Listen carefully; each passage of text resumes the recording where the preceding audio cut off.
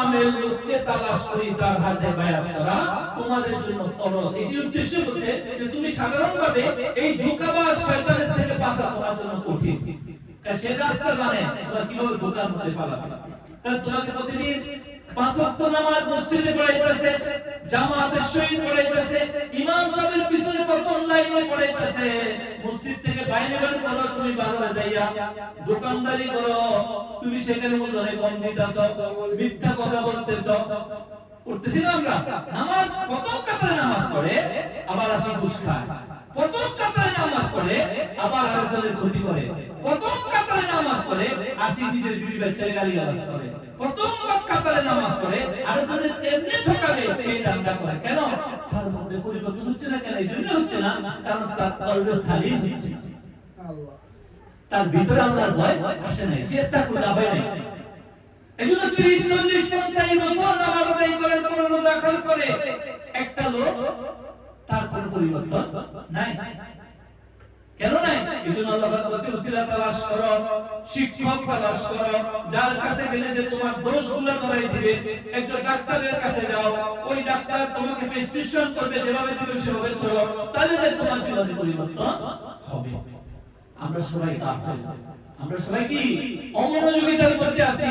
আমরা মনে করছি আমাদের আল্লাহ আপনাদের সবাইকে কবুল করো, আপনাদেরকে মুক্তি দান করো, কিন্তু আপনি নিজেই দেখেন আমরা কোন ধরনের নামাজি। কেউ বলছে নামাজ কবুল হবে না যদি নামাজের মধ্যে তুমি ফাওয়াইলুল লিল মুসাল্লিন, বলছে ওই নামাজি কি বরবাদ হবে, ধ্বংস হবে। কোরআনে কারীমের মধ্যে সূরা মাউনের মধ্যে আছে আল্লাযীনা হুম আন সালাতি ইনসাহুন, এক প্রথম থেকে শেষ পর্যন্ত যদি আপনি অমনোযোগী থাকেন, আল্লাযীনা হুম ইউরাউন, যারা লোক দেখানোর উদ্দেশ্যে করে। আমরা হয়তো কেউ সমাজে কি করব, বউ বাচ্চা কি বলবো, বন্ধু বান্ধব কি বলবো, মসজিদে না গেলে নামাজে না গেলে বয়স হয়ে গেছে, এইজন্য অনেকে যায়, এইজন্য বুঝে দেখানোর জন্য অনেকে নামাজ পড়ে। আল্লাহ কোরআনে কথা বলতেছে এইজন্য সেও ধ্বংস, আর যে অমনোযোগী সেও ধ্বংস। আমি কি এটা মধ্যে পড়ি কিনা এটা খেয়াল করতে হবে।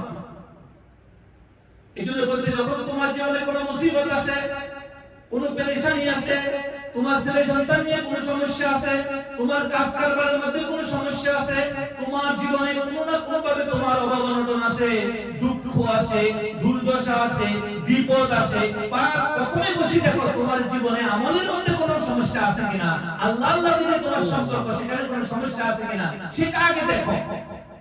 না না বুঝলে কোন যারা বুঝে তাদের কাছে যাও, ওই শিক্ষক ওই মুর্শিদের দরবারে যাও, দেখো আমার জীবনে এই বিপদ আসছে, আমাকে রহমাই করেন, আমাকে রাস্তা দেখান। তো সে আপনাকে দেখাই দিবে যে তোমার জীবনে তুমি কাজ কি করো, সেটা তুমি হারাম কামাও, তোমার জীবনে কোনো হারাম মিক্স আছে, তাহলে এটা বাদ দাও, এটা বাদ দেওয়াই তওবা। হারাম খামো না আজকে থেকে, এটাই তওবা। তুমি কি ঠিকমতো ইবাদত করতেছো, না করলে এটা শুরু করো, এটাই তওবা। তুমি জীবনে কারো কোনো নাফরমানি করতেছো, কারো ক্ষতি করতেছো, ওখান থেকে নিজের বাঁচায় নিয়ে আসো। ব্যবসা করো, ওজনে কম দাও, কাউকে ঠকাও, ওখান থেকে নিজেকে বাঁচাও। তুচ্ছের আপনাকে এটা তো প্রেসক্রিপশন দিবে, আপনাকে মেডিসিন দিবে, লিখে দিবে যে এই কাজটা থেকে নিজেকে বাঁচাও, এটাই তওবা।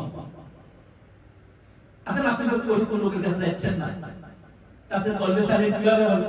আর কলবে সালিম নিলে আল্লাহ পাক নিজে বলতেছে এই দুনিয়ার সম্পদ, এই দুনিয়ার সম্পদ, এই সন্তানাদি তোমার কোনো কাজে আসবে না। আল্লাহ পাক বলতেছে সূরা আস-সুআরার মধ্যে আপনি 80 নম্বর আয়াতে পড়েন, বিসমিল্লাহির ইয়াউমা লা ইয়ানফাউ মালুন ওয়ালা বানুন।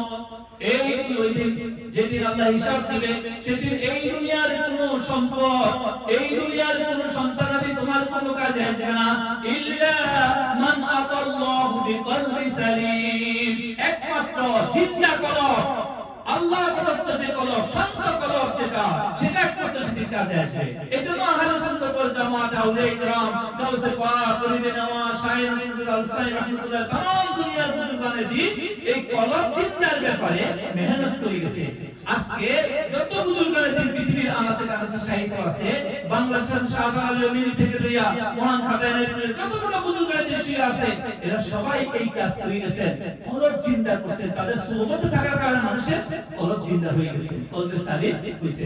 আর এই কলবে সালিম নিয়ে আল্লাহ পাক তখন আপনি আল্লাহর দরবারে যাবেন, এটা একমাত্র কাজে দিবে।